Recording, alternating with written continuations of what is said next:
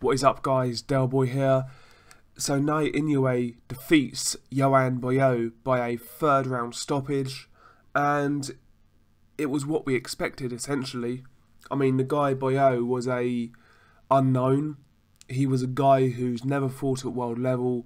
He was a guy who's never really fought at European level, and he was essentially a lamb to the slaughter.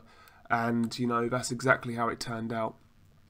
First round, Inoue comes out stalking behind almost like a Muay Thai type guard. He doesn't take too long to find his range. He lands a hard left hook up top and several combinations and a few overhand rights.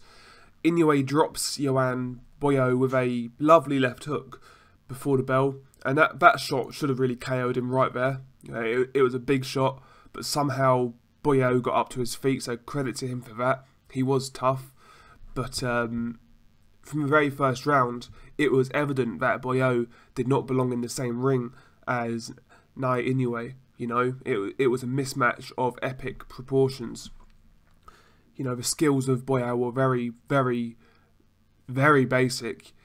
Didn't go in that ring with any belief at all. You know, you could just tell by the way he was throwing punches. He was almost pulling his punches. When he'd let go of that right hand, he'd kind of like, his head would be facing the floor. He didn't really want to take a shot back kind of thing. He was scared of what was going to come back. And you could just tell he was out of his depth. But yeah, round one was a 10-8 round for Inoue. Round two, Inoue round. Inoue just walks him down with ease. He lands a few left hooks early on in the round. He jabs him to the body and the face. And he won round two with ease. You know, Boyeaux didn't really offer anything in return. He was just backpedaling.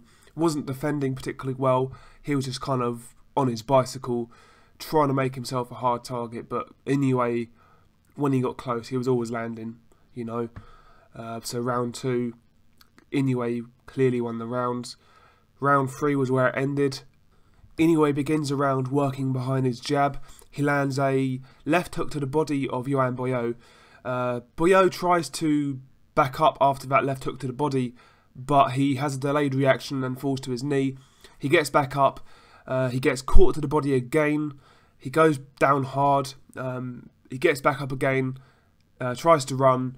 Inoue catches up with him again and lands another big body shot for a third time, and the ref waves it over. So in round three, Boyeaux was dropped 3 times to the body, and the referee saw fit to stop the fight. I felt it was a good stoppage because ultimately Boyeaux was never going to win that fight. He was having no success at all. The skills of both guys were so far apart, it was unreal. And it wasn't like Boyeaux even had any real puncher's chance either. It wasn't like he was a sea-level guy with a big punch. He wasn't even a puncher, so he had no chance. So the referee done the right thing in calling this fight off. As for this, where Inoue goes from here, well, all the rumours and all the signs coming out of Inoue's camp is that he's going to go to bantamweight.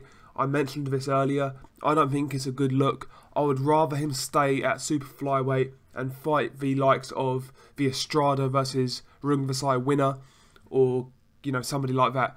I'd rather see him get a couple of more big wins at super flyweight because he still hasn't got the Estradas or the Rungvisais or the Gonzalez's on the resume. So I would personally like to see him stay at super flyweight. Obviously Gonzalez now is not going to be a factor, but he can still fight, like I said, the Estrada versus Rungvisai winner.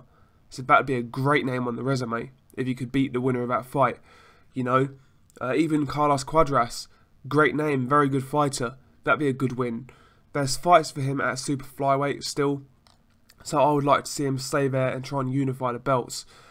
Failing that, let's say he does go to bantamweight, but there is still good fights there.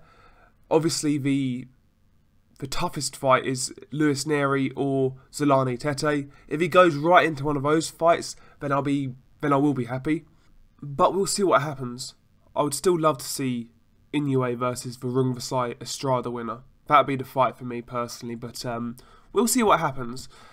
But anyway, Inoue done his thing. He got a third round stoppage win. He looked pretty decent doing it, but it was what we expected, you know. What did you guys make of his performance? How did you grade Inoue's performance? Tell me what you guys think. Where does he go from here? Peace.